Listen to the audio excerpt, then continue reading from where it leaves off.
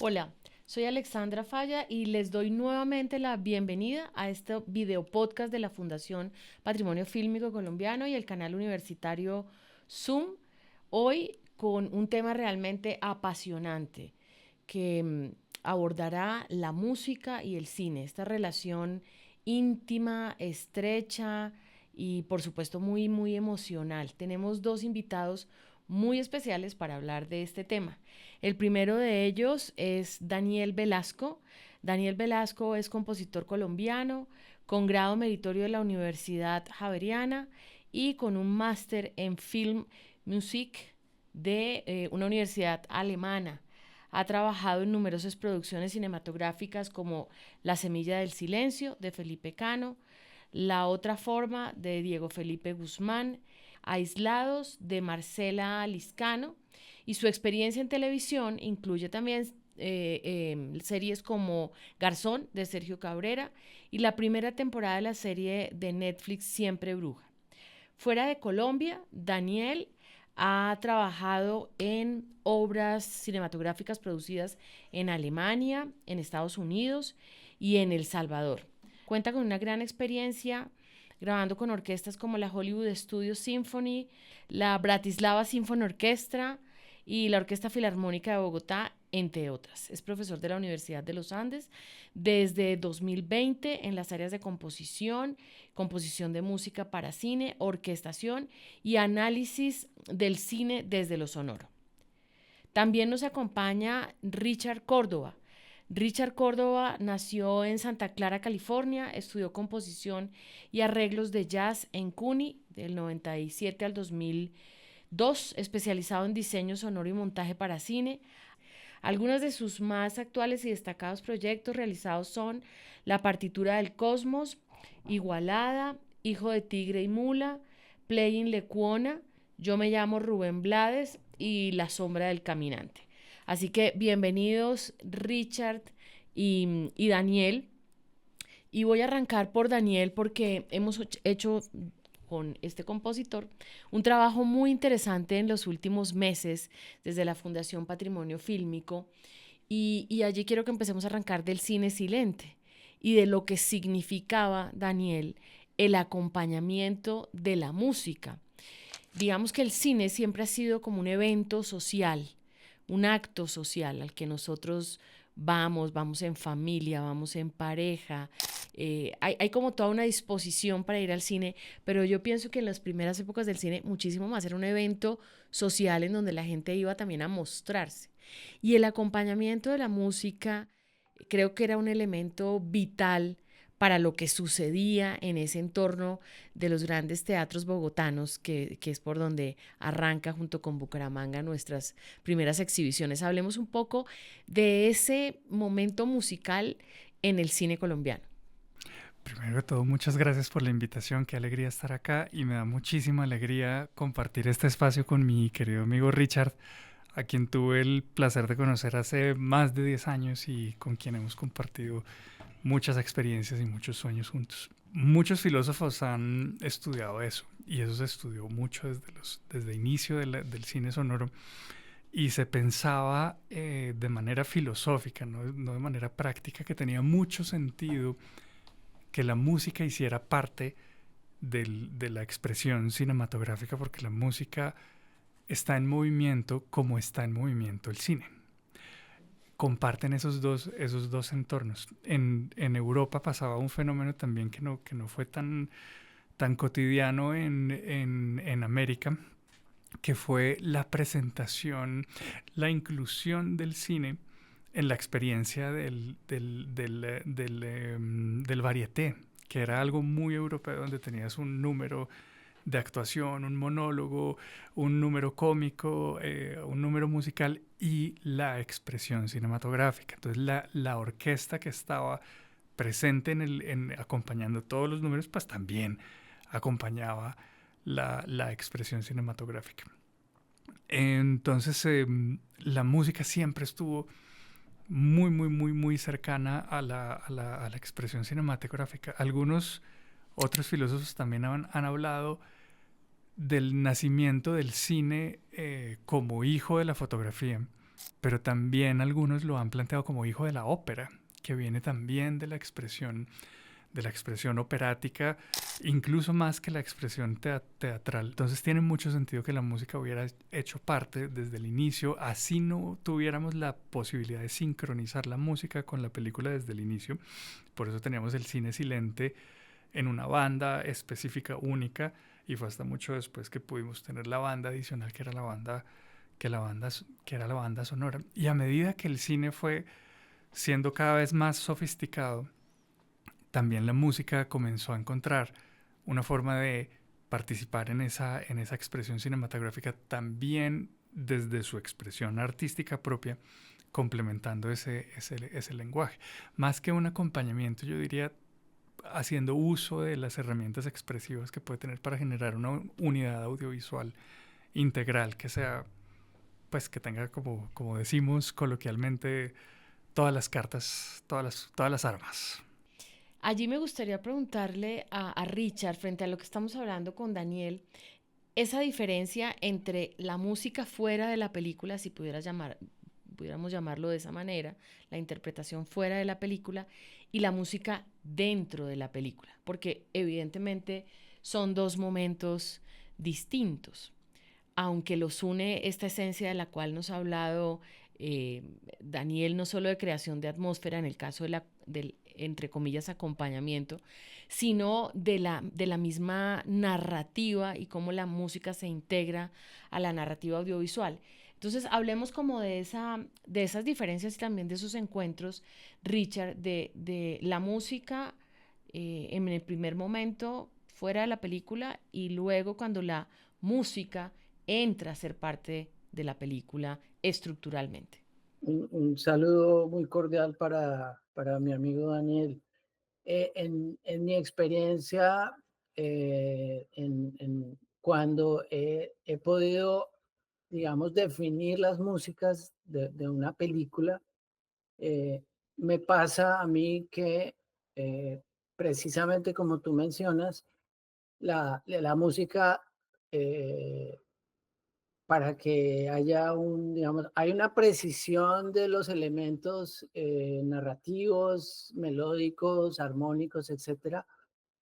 A mí me pasa que yo la siento que la estoy componiendo por fuera de la película, como a veces de manera improvisada o siempre digamos, siempre se hace mucha filigrana y se hacen muchas maquetas, etcétera, para llegar a un tema principal y de ahí sería el lugar para empezar a hacer variaciones. Entonces, lo más importante es precisamente eso, es llegar a que esa música que define una película o un momento cinematográfico de una película, ya haga parte de ella, entre dentro de una escena específica o de un contexto conceptual, digamos. Entonces, para eso usamos pues la sincronía.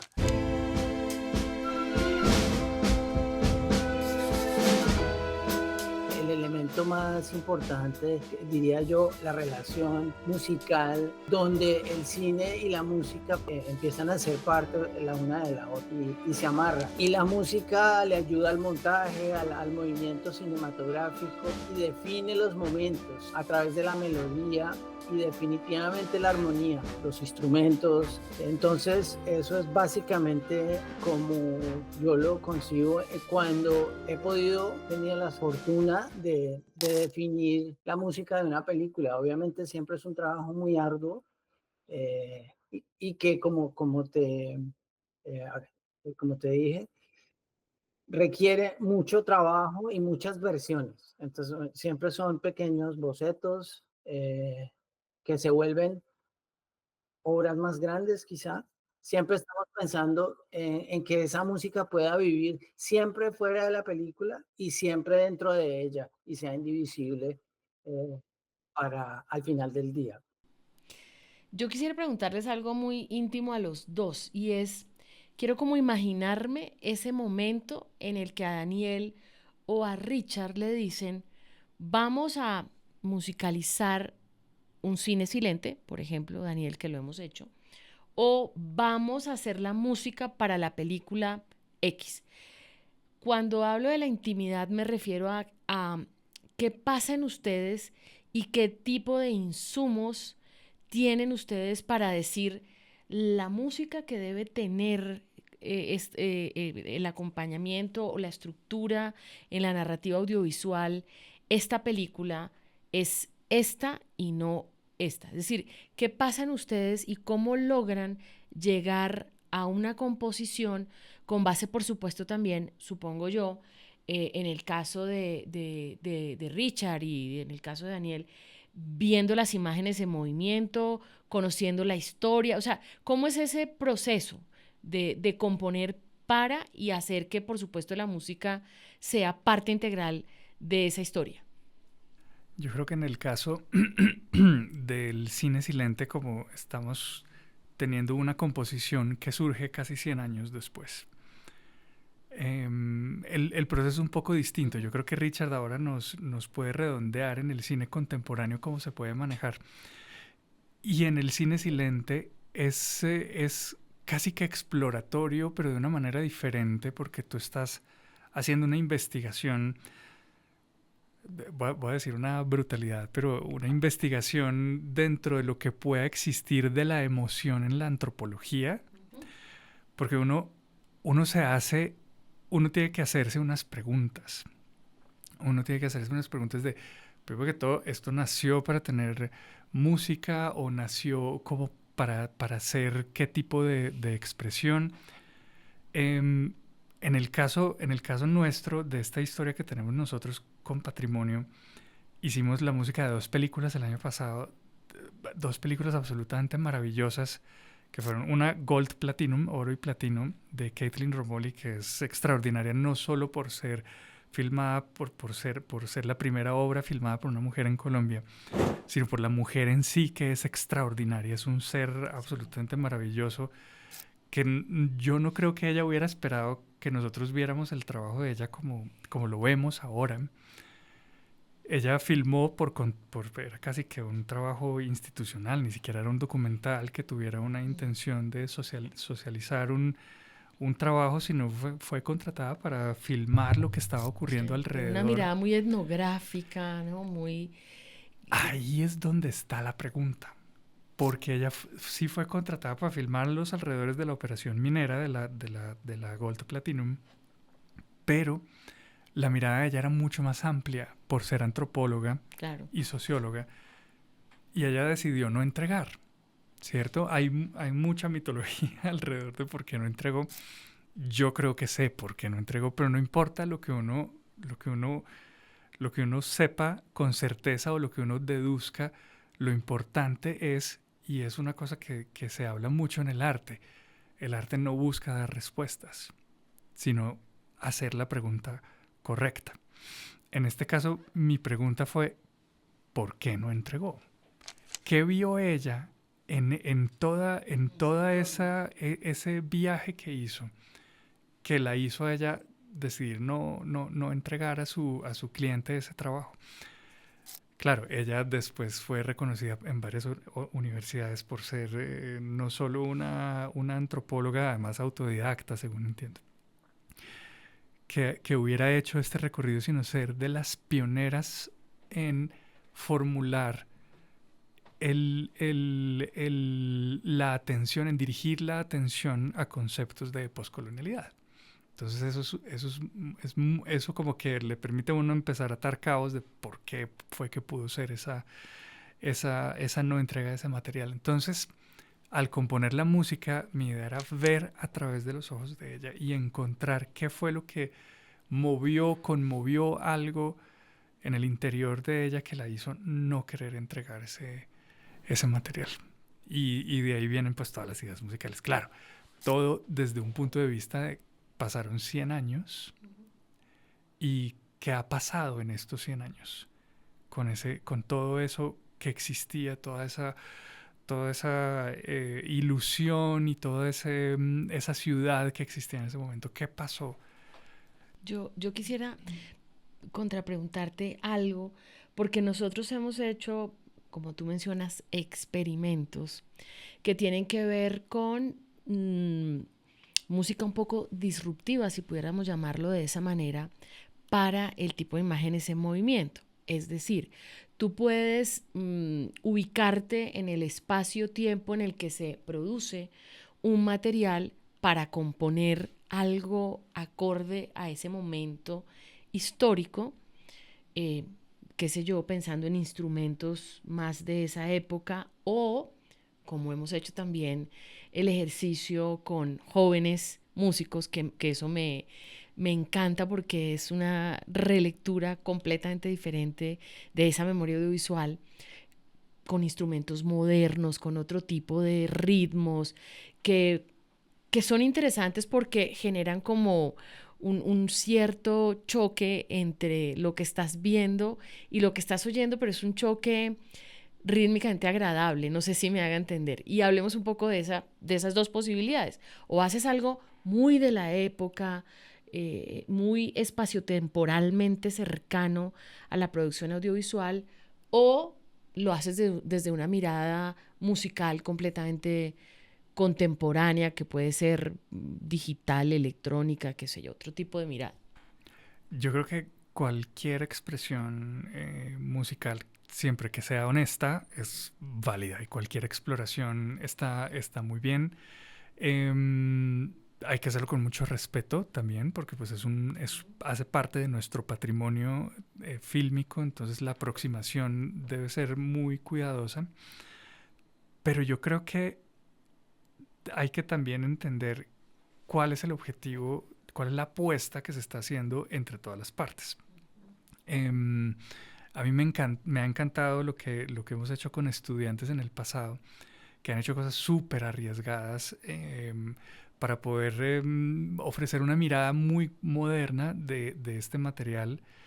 Em, en el caso de lo que hicimos con Chocó y con Gold Platinum, digamos que teníamos una premisa que era lograr buscar la mayor cantidad de alcance posible, que pudiera ser muy, muy fácil de escuchar para la mayor cantidad de gente posible. Entonces, digamos que sí tiene sus cosas un poquito modernas en algunos puntos, pero en particular no estábamos buscando algún choque en cuanto a la sonoridad, sino más bien poder alcanzar a un público que no tenía que estar preparado para poder eh, conocer, para poder dar a conocer este patrimonio nuestro, esta historia nuestra fílmica. Richard, la misma pregunta, o sea, cuando a ti te dicen vas a musicalizar una serie, una película, ¿de qué te alimentas para hacerlo? ¿Cuál es como ese primer momento? Lo más importante para mí, yo pienso en el género, los personajes también son muy importantes para mí. Los momentos dramáticos, digamos, más definitivos. A veces yo cuando eh, me pasa y creo que a veces tenemos no tanto el tiempo, digamos, intelectual sino es algo muy práctico y se vuelve casi algo muy nato, ¿no? Pero al mismo tiempo, la idea es refinar los sentidos de uno para uno estar cerca de lo más importante, como como está diciendo Daniel, es entregarle también al público. O sea, es una comunión entre la obra y el público. Entonces, la música es definitivamente para el público y entonces ese espectáculo y esta obra hace parte de un todo, ¿no? Entonces, en mi caso, a mí me inspira el color, me inspira mucho el arte de la película y también lo que puedo hacer, definir si definitivamente puedo usar paletas sonoras contemporáneas, o definitivamente, y eso pues, se puede contrastar con orígenes, con cosas muy puras y quizás geográficas o que hagan parte de un pueblo o, o de una cultura específica, ¿no? Entonces, el movimiento, la película como tal, la parte fotográfica, para, a mí me define muchas cosas y yo trabajo contra, sí, es contra imagen. Entonces, lo que hago es tratar de educarme lo más que puedo en relación a la historia. ¿Qué pasa en qué momento? ¿Y en dónde estoy yo en el momento en que estoy trabajando y qué puedo hacer, ¿no? Entonces, eso es lo más importante y que esas propuestas que se hacen a los directores, productores, eh, pues les gusten y les parezcan interesantes o les parezcan arriesgadas, hasta donde la licencia creativa pueda llegar. Yo quisiera ahí contrapreguntarte algo, Richard. Estaba acá mirando tu trabajo y quería hacerte esta pregunta. ¿Cambia algo cuando la música en sí es protagonista de la historia? Me refiero específicamente a que participaste en un documental que realmente me pareció buenísimo, que se llama Yo no me llamo Rubén Blades. Eh, y ahí quiero preguntarte eso, es que una cosa es una película que cuenta una historia, otra cosa es una película en donde la música es protagonista. Por supuesto, en el caso de Yo no me llamo Rubén Blades, digamos, mucha de la razón para yo estar en esa película fue para grabar a Rubén Blades, que fue lo que resultó pasando, cantando a capela en su casa en Panamá, en donde él un día tuvo un sueño de que quería ser cantante cuando era niño. Entonces él usaba la reverberación natural del hall afuera de su casa para pensar que un día a él le gustaría cantar como Frank Sinatra. Entonces, pues lo grabamos. En el contexto de esa película y de todas las historias que cuenta de un personaje, digamos, con la riqueza, digamos, cultural y con todas las, digamos, las grandes obras que ha hecho Rubén Blades, pues eso en particular para mí es como eh, definitivamente eh, de las cosas más importantes, porque él también es una persona que está escuchando, que está buscando crear siempre sonoramente y entonces uno de los momentos, digamos, más complejos también, porque llovía, por ejemplo, llovía a cántaros. Entonces, pues hay que hacer un trabajo documental muy fino, donde uno no hay toma dos, ¿no? Y hay que grabar a Rubén Blades cantando como Frank Sinatra en un hall. Entonces, eso fue lo que resultó pasando y así pasa en el documental o ha pasado en documentales también que yo he trabajado, donde no es tanto la postproducción y la finalización, sino el ya, el momento, el ahora. Entonces, cuando la música es protagonista digamos, se presenta de manera espontánea, digamos, pues claro, hay que capturarla, hay que agarrarla en el aire y hacer lo mejor que uno pueda hacer, sabe hacer. ¿Crees que es más complejo cuando la música es protagonista o es igual? No, claro que sí. Sobre todo cuando la música se mueve, cuando la música cambia de espacios sonoros, cuando los músicos, cuando tú tienes que grabar músicos, porque los músicos saben perfectamente de qué se trata su música y cómo debe sonar. Y también yo sé. Entonces, claro, el grado de dificultad se vuelve 50 veces mayor. Entonces, por ejemplo, te puse el ejemplo del hall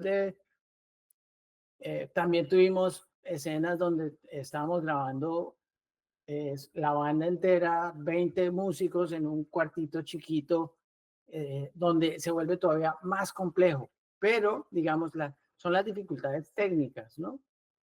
Las películas musicales, por supuesto, estoy trabajando en una ahorita, eh, precisamente que se llama la partitura del cosmos, con una de las más importantes compositoras de Estados Unidos que se llama Susan Ciani. Y bueno, es una obra creada por diferentes músicos, donde cada uno hace una obra para, para esta película. Y entonces, pues mi trabajo ahora va a ser crear un mundo sonoro con con todas estas, digamos, estas obras que eh, a ellos les entregaron eh, frecuencias prácticamente para empezar obras. Entonces, en este caso, pues, digamos, es muy interesante llegar a eso, ¿no? A la relación frecuencias con, con, con el cosmos, que es lo que siempre hemos tenido, ¿no? Pitágoras y la relación de la ciencia y el universo y el ser humano. Y pues digamos que para mí es un honor que mi carrera pueda ser dedicada a la música y a las películas, a muchas de ellas que sí, donde su tema principal es la música. Entonces, pues eso es. Daniel, hay otra pregunta que cuando uno empieza a aproximarse, no a saber de música, sino aproximarse, por ejemplo, al trabajo que hemos hecho con músicos frente a composición de cine silente, eh, empieza uno también a preguntarse como espectador de algunas películas. Y es cómo es ese trabajo, digamos, del sonido en general que mezcla la música y el silencio. Y cómo el silencio, de alguna manera, eh, también potencializa la música. Estoy pensando en el caso de una película que me impactó mucho en la anterior versión de los Óscares, que no sé si ustedes tuvieron oportunidad de ver, que se llama Zona de Interés, que tiene unos silencios que intercalan con música que son profundamente conmovedores, es decir, que creo que logran el objetivo de los momentos muy dramáticos de la película. No sé si tuviste oportunidad de verla, pero es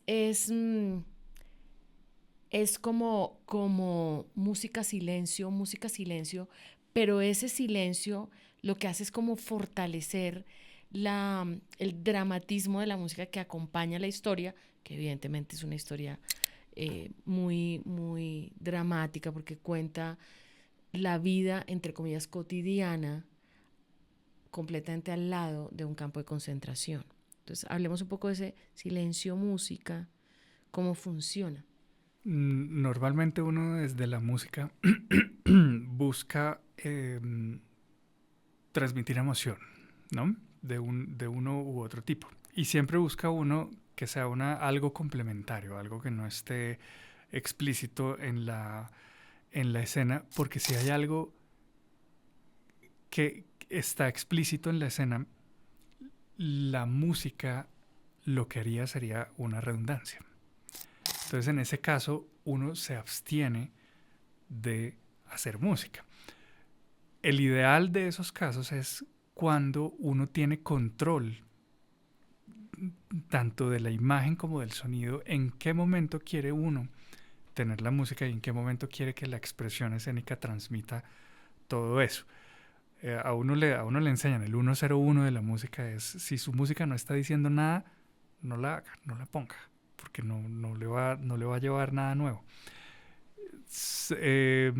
Son decisiones, claro, en la mayoría de los casos, el 99% de los casos son decisiones de dirección, en las que el director dice, ok, en esta escena, quiero que sea toda la expresión me la esté dando la actuación de alguna manera y no quiero ninguna distracción o un texto, un monólogo también puede ser. Porque es que silencio también puede ser silencio de la música, pero no necesariamente silencio del sonido. Hay muchas escenas dramáticas, de hecho, le suben el volumen a ese, entre comillas, silencio para generar un poco más de ansiedad sobre lo que se está mostrando, como el sonido del ambiente, el sonido de la ropa. Y es silencio entre comillas porque pues hay ruido como tal, está quedando registrado y está sonando y genera una atención especial, como una expectativa especial en lo que tú esperas ver de los protagonistas en determinado momento. Lo ideal es que eso venga pues de un concepto mayor, que lo tenga el director en su cabeza, pero también a veces uno desde la música lo puede proponer. Y no es porque uno no quiera trabajar o quiera ganarse la plata fácil, métale silencio ahí, sino porque uno a veces también desde un criterio o con un criterio objetivo puede ser propositivo también y subir. Es posible que esta escena te funcione mejor sin música. Yo sé que quieres música, pero esta escena está bien por la razón que sea. Así como en otra escena puede ser lo contrario. Déjame te hago una propuesta que yo creo que puede funcionar.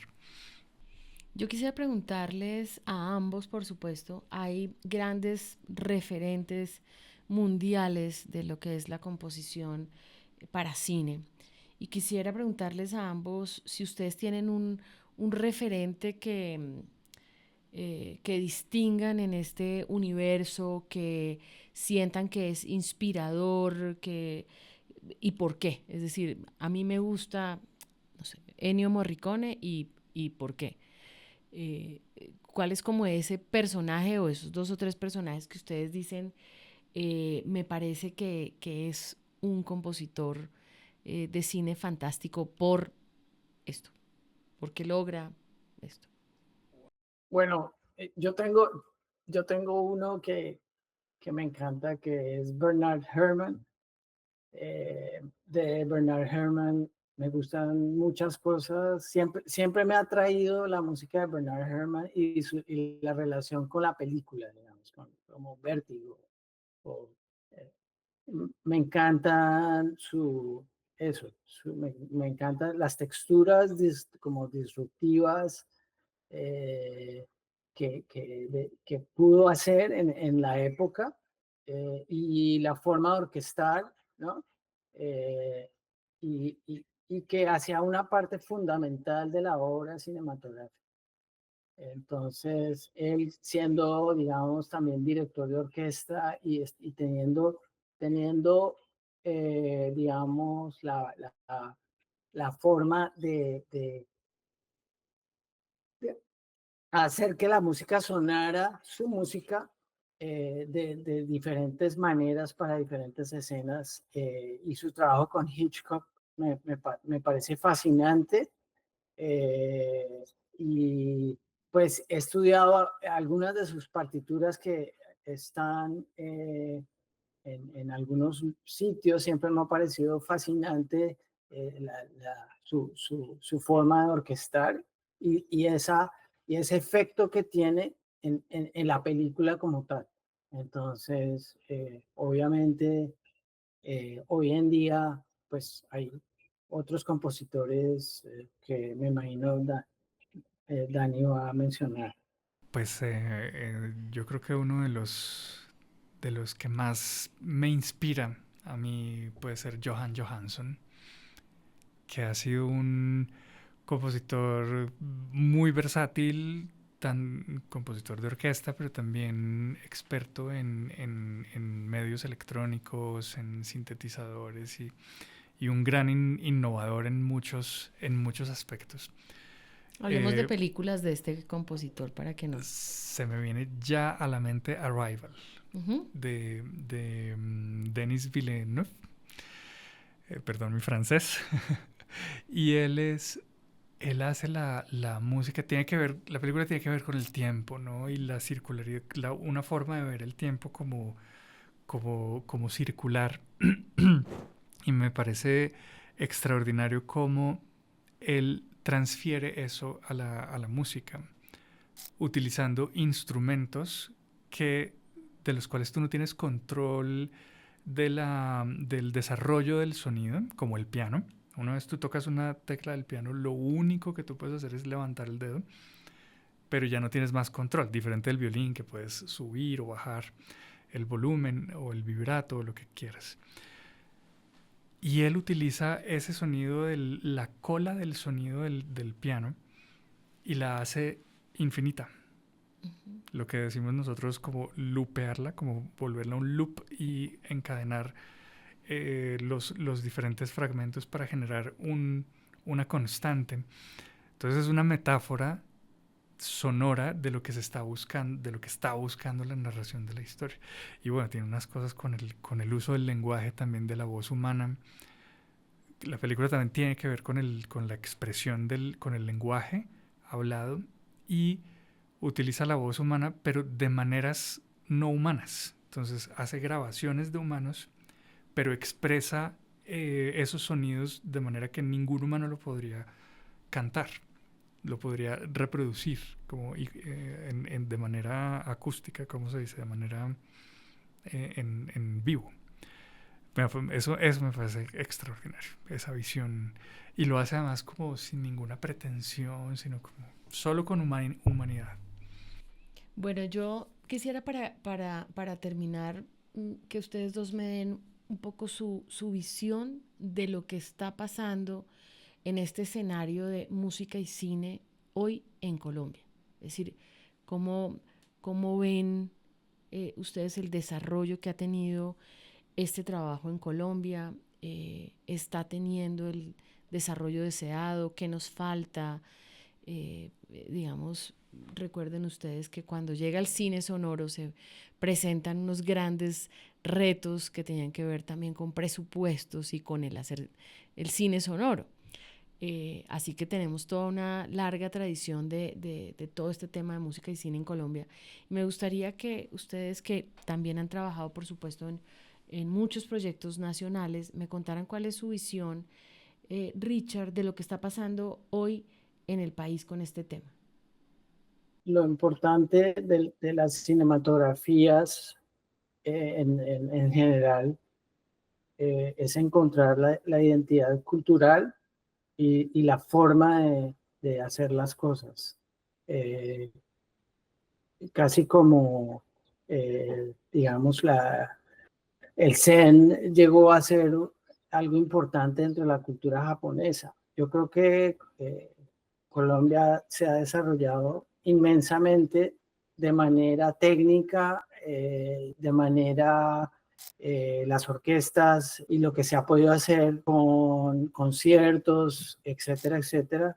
Eh, Creo que lo que me parece importante en las culturas es precisamente eso, es definir quiénes somos y cómo decimos las cosas. Entonces, y con qué elementos nosotros los colombianos, siendo cada uno tan diferente quizá como compositor, con gustos tan variados, pero al mismo tiempo creo que es importantísimo tener una identidad cultural definida. Entonces, me parece que aparte de todos esos, digamos, unos avances enormes en términos técnicos, orquestales, y todo eso, creo lo que me parece muy importante digamos, aterrizarlo nosotros como personas, como cultura, quiénes somos ante el mundo. Y de esa manera podemos proyectarnos. Entonces, creo que por un lado hay un gran avance técnico, como nuestra cinematografía, y por otro creo que debe haber una búsqueda interior también quiénes somos y cómo es importante que nos expresemos ante el mundo con nuestro lenguaje, digamos. Crear un lenguaje propio. Me adscribo totalmente a lo que dice Richard, y creo que lo único que podría complementar sería en tanto a los compositores colombianos como miembros del sector. Nosotros hemos tenido una gran fortuna y eso Richard hizo parte de todo ese proceso inicial de la conformación de Musine, que es la Asociación de Compositores de Música para Cine, en la que descubrimos que nosotros los compositores realmente y es una cosa que ocurre en Colombia, es un fenómeno extraordinario de Colombia, que somos muy generosos entre nosotros y muy buenos colegas de una manera general, porque descubrimos que nuestros esfuerzos deben ser encaminados en la generación de una cultura laboral sana para todos nosotros. Estamos en una época donde ya no somos los 5 o 6 que éramos en ese entonces, ya podemos estar sobre los 30 compositores formados profesionalmente, con experiencia en la cinematografía, con todo. Y que nos encontramos ante unos retos muy especiales porque no todos los 30 tienen la posibilidad de llegar a ser escuchados por grandes productores o por canales de televisión, etc. Entonces yo creo que es ahí donde está radicando nuestro reto actualmente. ¿Cómo vamos a hacer para ayudar a nuestros colegas compositores? Porque hay unos colegas que son absolutamente maravillosos, de talla internacional, increíbles. Una última pregunta, Daniel, tú que estás en el tema de formación, ¿hay muchos jóvenes que se interesan por este tema? Sí, y son espectaculares. Hay unos chicos increíbles que vienen con unas ideas absolutamente increíbles, novedosas, con toda la energía y son disciplinados además. Entonces sí, vienen unas generaciones muy chéveres. Esa es una gran noticia. Este es un tema del que podríamos hablar horas porque es un tema muy apasionante, muy emocional además. Agradezco muchísimo a Daniel y a Richard habernos acompañado y haber ilustrado este camino de la música y el cine. Y los esperamos en un nuevo podcast de la Fundación y del canal universitario Zoom. Muchas gracias, gracias a Daniel, gracias a Richard y a ustedes, péguense al podcast de la Fundación. Muchas gracias por tenernos acá y qué alegría escucharte, mi querido amigo Richard.